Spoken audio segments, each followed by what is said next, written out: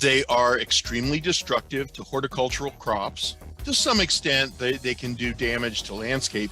The other concern is that they are the intermediate host for the rat lungworm. If people eat that with their salad, then they can become infected. If it gets into people because we're not the right host, it gets lost.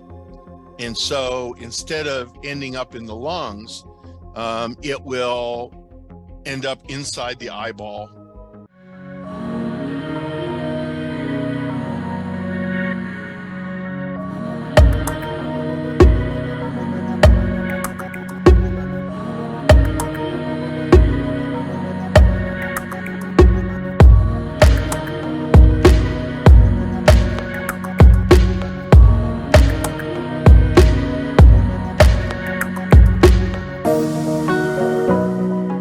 Now, a lot of you over the summer, you've been hearing a lot of these insects and bugs and rat-type creatures that have sort of invaded our country.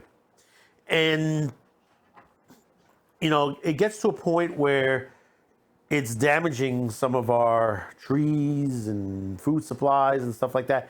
And a lot of you wonder, well, why is this happening? Why does this constantly happen?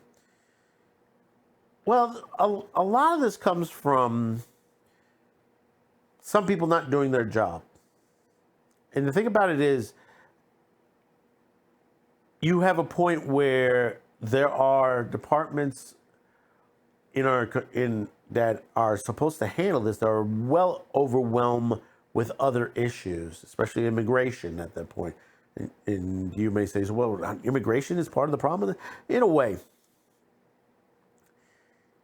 The thing is that if you ever watch a Border Patrol TV show, there have been many on National Geographic, on a couple other stations where they show what goes on. You know, it's not only immigration they look at, they're also checking for carrying of weapons, money, guns, also checking produce, making sure that certain insects, certain animals don't reach inside our borders because it could do damage to our environment. And we've seen this happen. We've seen the law regulations over, in Australia. You've seen the mouse problem that they've had for many years there. The battle with the hoof and mouth disease there too. We had that story a couple weeks ago where the guy tried to bring in a sausage McMuffin, which is illegal to do in Australia because basically of that he could end up bringing in something that might be on the meat itself and could harm the environment. And the reason we bring this up, and we've heard situations where there have been some snails in this country, especially from Africa and stuff like that, and you're wondering on there. Well, here's one of the reasons why the immigration has to be monitored, especially what you're carrying. You got to be careful what you're carrying to and from, especially if you're carrying something in particular you like, But in this case, this particular gentleman was carrying some slime or some snails. It says, slime trails leads German customs agents to a bag filled with 93 giant African land snails. And this is a little short story. It's out of Germany. German customs officials say a trail of slime led them to a stash of almost 100 giant African land snails and other items hidden inside bags at the Dusseldorf airport this past month. In a statement Friday, authorities said officials stumbled over one of the snails on a baggage truck and initially thought it was a toy until it started moving. By following the trail left by the 20 centimeter, 8-inch snail, they found a bag with a hole with another snail already peeping out of it, possibly preparing for a dash of freedom. In a total amount, found 6 bags containing 93 snails, 23 kilograms, 62 ounces of fish and smoked meat, a suitcase full of rotting meat.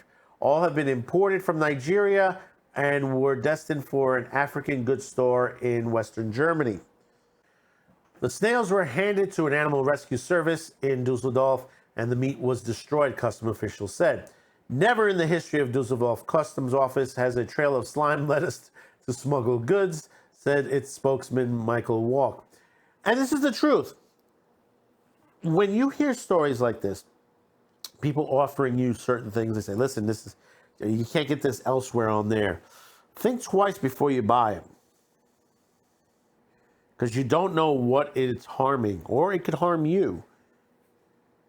There are rules and regulation in every country on the planet when it comes to this. Some countries don't follow their rules. But here, we have the FDA. We have to follow those rules when it comes to processing. And if there's something wrong, they will not put it on the shelf. They will not put a stamp on it, stamp of approval. There are foods, there are medications, there are things that are not allowed in this country, and vice versa. We have discussed this before. We've talked about cannabis. Cannabis is not legal everywhere. So is NyQuil and Vicks and many other common medications over the counter. They're not legal in certain countries. Why? Because of some of the elements that are in them. They're not legal in those countries.